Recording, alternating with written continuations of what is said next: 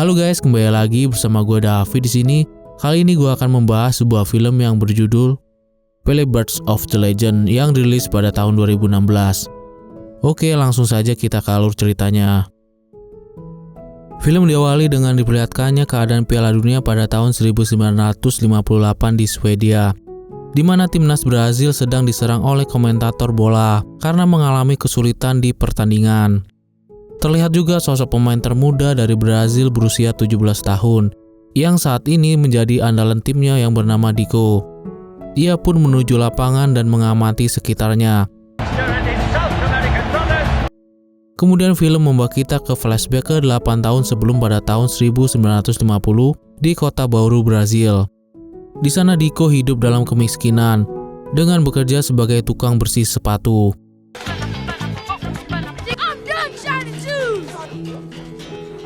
Seperti anak pada umumnya, ia suka bermain bola bersama dengan teman-temannya, hingga akhirnya mereka berakhir dengan pakaian kotor.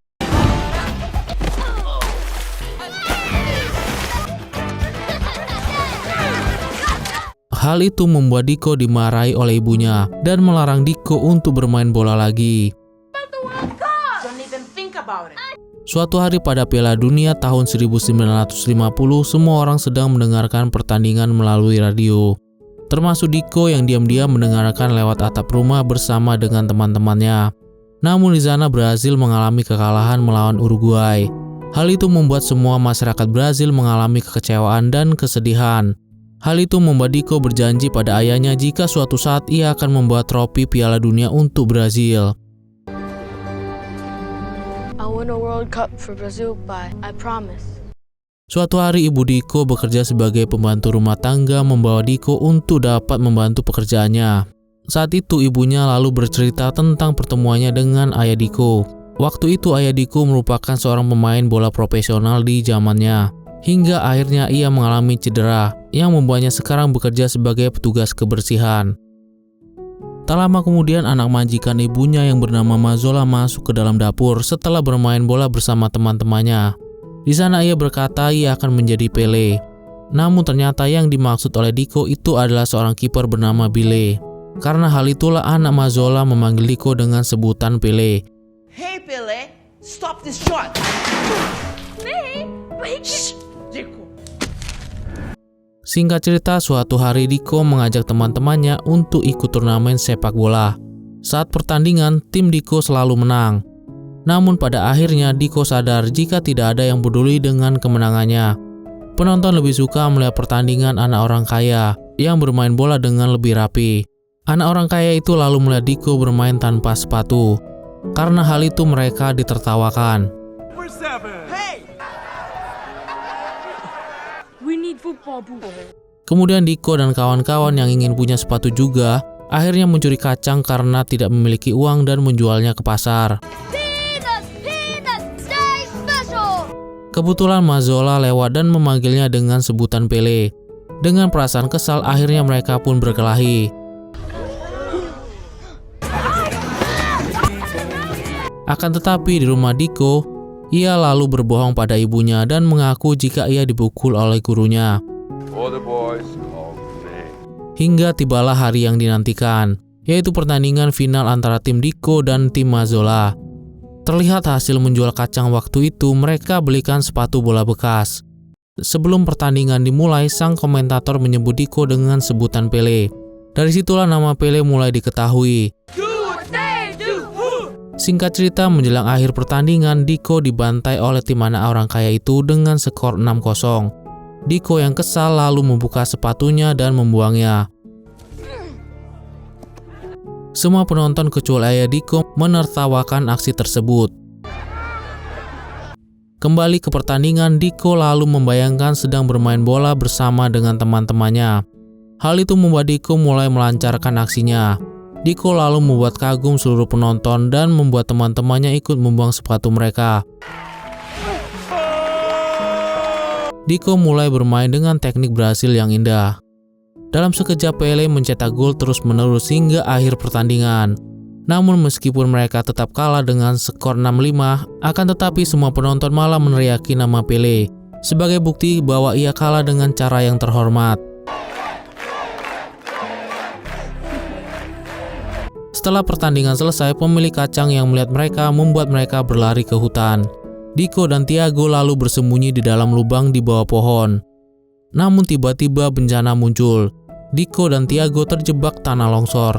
Untungnya Diko berhasil keluar lubang. Namun sayangnya ia tidak bisa menyelamatkan Tiago. Hingga akhirnya Tiago tewas tertimbun tanah. Hal itu membuat Diko menyesal dan berjanji akan menjadi anak yang baik. It's okay, Jacob. I'm gonna be good now, man. Suatu hari ayah Diko memberikan kartu nama seorang pencari bakat sepak bola yang bernama Tuan De Brito ke istrinya. Namun istrinya hanya menyimpan kartu nama itu dan menyuruh suaminya mengajak Diko bekerja. Diko lalu mulai bekerja bersama sang ayah di sebuah rumah sakit bagian kebersihan. Di sana ia melakukan pekerjaan kebersihan, mulai dari membersihkan urin pasien hingga menyikat WC. Saat jam makan siang terlihat Diko bersama dengan ayahnya. Di sana Diko diajari teknik pengendalian bola menggunakan mangga yang matang. Namun saat ditawari ayahnya mencoba, Diko mengurungkan niatnya karena Diko masih trauma akan kematian temannya waktu itu. Bahkan saat ia melihat teman-temannya bermain bola, ia hanya melihatnya saja dan tidak ikut bermain. Akan tetapi setiap jam makan siang ayahnya terus berlatih main bola dengan mangga. Hingga suatu hari melihat sang ayah yang selalu gagal menendang mangga ke dalam tong sampah, membuat Diko tiba-tiba menendang mangga itu hingga masuk ke dalam tong sampah.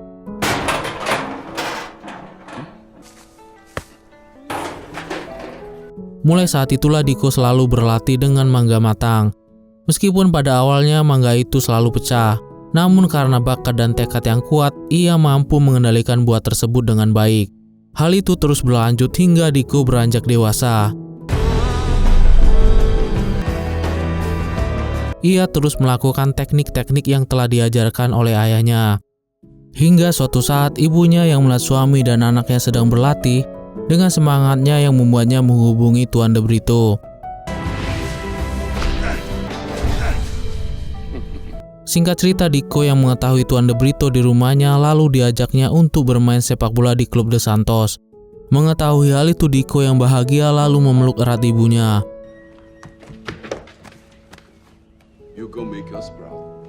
Setelah itu Diko pun berangkat dari rumah untuk pergi ke klub De Santos pada tahun 1956.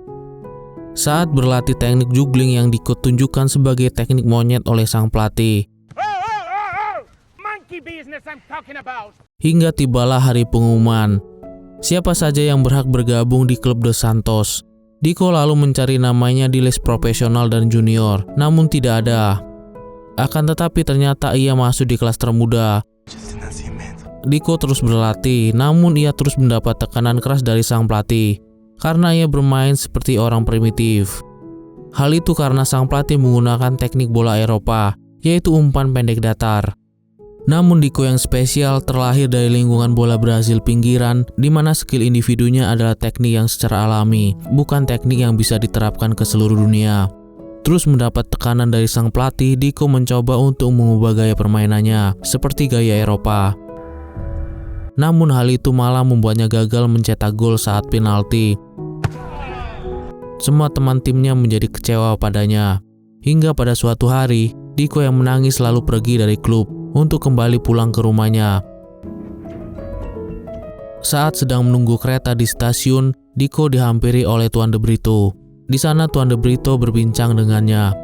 Di sana Diko berkata bahwa ia tidak bisa bermain bola seperti yang lainnya. Bahkan pelatih bilang aku seperti primitif. Kemudian Tuan De Brito bercerita tentang sejarah rakyat Brazil, di mana beberapa keturunan budak Afrika dari mereka memberontak pada penjajah dan lari ke hutan. Di dalam hutan, para budak diajarkan teknik jingga oleh pencipta bela diri capoeira, seni bela diri yang indah dari keturunan asli Brazil. Hingga pada saat capoeira dilarang keras digunakan di Brazil, mereka melihat sepak bola dan menyalurkan teknik jingga yang terpendam di dalamnya. Namun pada tahun 1950 berhasil dikalahkan dalam Piala Dunia, dan teknik jingga adalah alasan Brazil dikalahkan dalam pertandingan. Itulah alasannya mengapa sang pelatih begitu benci dengan teknik bola Diko. Namun De Brito bilang, teknik itu melekat padamu Diko, tunjukkanlah kepada kami. Jika kamu punya keberanian atau silakan pergi dengan keretamu. Hal itu lantas membuat Diko kembali ke De Santos. Pada suatu pertandingan, Diko melakukan kesalahan hingga menabrak teman satu timnya. Diko yang terjatuh lalu melihat Tuan De Brito. Dia juga dimarahi oleh sang pelatih. Lalu ia kembali membayangkan saat dirinya sedang berlatih dengan sang ayah. Diko lalu menunjukkan skill tingkat dewa dengan mencetak gol individu yang indah.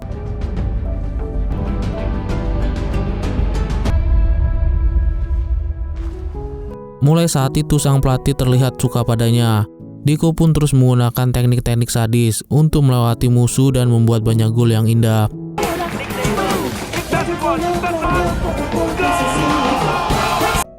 Singkat cerita, Diko lalu masuk ke tim Junior De Santos hingga akhirnya masuk ke dalam tim pro. Diko terus menjadi pusat perhatian banyak orang, dan masa-masa penantian Diko pun tiba, di mana sebuah berita dalam radio menyebutkan namanya sebagai pemain timnas Brasil termuda dalam sejarah. Saat Diko akan kembali ke kota, ayahnya memberi baju yang dibuat oleh temannya, bertuliskan Pele. Melihat hal itu, Diko lalu bilang bahwa Pele hanyalah ejekan anak orang kaya padanya. Namun ayahnya bilang tidak. Pele adalah panggilan orang-orang padamu saat bermain bola dengan teknik jingga. Kemudian ayahnya bercerita bahwa dirinya juga merupakan pemain bola dengan teknik jingga yang hebat. Namun saat keraguan akan teknik ini muncul, itulah akhir dari karir dirinya. Saat itu ayah Diko mengalami cedera hingga membuat kakinya pincang. Lalu ayahnya kembali berpesan pada Diko untuk tetap percaya pada jingga, walaupun orang-orang menghina cara bermainmu, atau kau akan membahayakan dirimu sendiri. Stay strong, Mufina. Saat berada di timnas, Diko lalu bertemu dengan Mazzola. Di sana sang pelatih sangat percaya pada Mazzola karena dia merupakan keturunan Itali. Pada suatu hari sang pelatih timnas dengan keras melarang Diko menggunakan teknik jingga di dalam Piala Dunia. Diko yang ketakutan lalu menuruti perintah sang pelatih karena teknik jingga dianggap tabu oleh semua negara. Tekanan dari sang pelatih ternyata membuat Diko ragu untuk menggunakan tekniknya hingga terjadilah cedera lutut.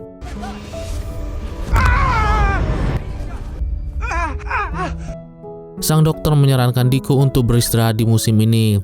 Namun sang pelatih tetap menyuruh dokter untuk mengobati Diko secepat mungkin. Start him on rehabilitation. Singkat cerita, terbanglah mereka ke Swedia untuk babak penyisihan grup. Di sana Diko terus dirawat secara maksimal untuk cederanya. Saat penyisihan grup, mereka kehilangan 3 pemain andalan karena cedera, termasuk Mazzola. Diko yang masih cedera lalu disuruh menggantikan Mazzola untuk bertanding. Come on, Julio. Come on, you gotta stand up straight. Let's go! Saat masuk lapangan, semua penonton menghina timnas Brasil karena dianggap aneh. Di dalam pertandingan, Diko terus-menerus mendapat serangan fisik dari lawan. Hingga babak pertama berakhir, Brasil masih seri melawan Uni Soviet.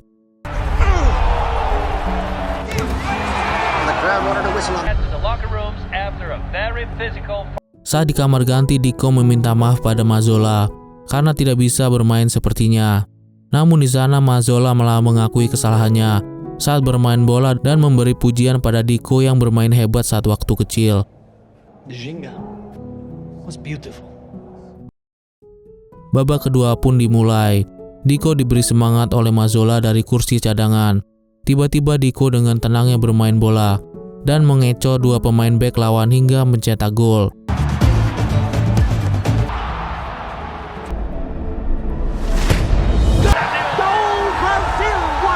Saat itu Diko terus menciptakan gol untuk Brazil. Hal itu membuat Brazil maju ke babak final dan mencuri perhatian media. Pada saat konferensi pers berlangsung, pelatih Swedia yang menjadi lawan Brazil di final terlihat menghina para pemain Brazil yang dianggapnya cacat. Ia mengatakan jika di dalam pemain Brazil ada tangan yang hancur karena kecelakaan, ada yang cacat kakinya karena panjang sebelah, dan ada juga yang buta warna, ditambah lagi tidak memiliki jari. Pernyataan itu langsung didengar oleh media dunia. Begitu juga dengan ayah Diko. Saat menelepon ayahnya, Diko mengatakan semua orang mulai memanggilmu Pele. Sekarang adalah waktunya untuk Pele dan tetap percaya pada Brasil dan juga Jingga. Setelah konferensi pers, tim Brazil kehilangan rasa percaya diri yang luar biasa. Saat sarapan, Deco lalu mencoba memberi semangat dengan mengajak bermain bola. Hey, lighthouse, no bounce. Mereka pun akhirnya mulai saling berdiri dan bermain bola. Mereka terus melakukan freestyle hingga ke seluruh ruangan di hotel tersebut. Sang pelatih yang melihat anak didiknya begitu ceria saat mereka bermain bola tanpa aturan lalu masuk ke ruangan ganti baju. I'm sorry, sir. Saat suasana mendadak hening, mereka dibuat terkejut dengan perkataan sang pelatih yang memberi kebebasan pada mereka untuk bermain bola dengan jingga. Lalu sang pelatih mengatakan, jika ia ingin dunia melihat Brazil, melihat jati diri kita, ia tidak tahu apakah kita akan menang. Yang ia tahu kita akan memperlihatkan pada dunia permainan yang indah. I did not say that practice was canceled. Pertandingan final dimulai. Para komentator mulai memperkenalkan Pele ke dunia. Hal itu juga didengar oleh ibunya Pele melalui radio di dapur.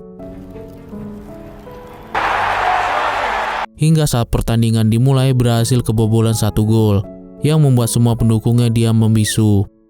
Namun saat itu Pele akhirnya mengeluarkan teknik jingganya dan berhasil mendapatkan 1 gol.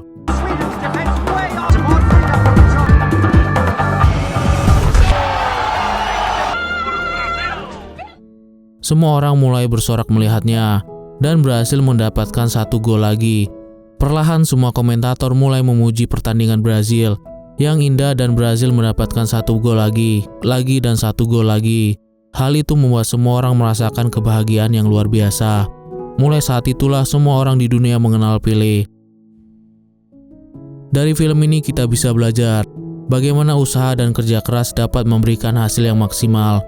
Di balik kesuksesan pasti ada perjuangan dalam menggapainya. Oke deh guys, sampai di sini dulu ya alur film kali ini. Sampai jumpa di video-video berikutnya. Gua David di sini. Bye.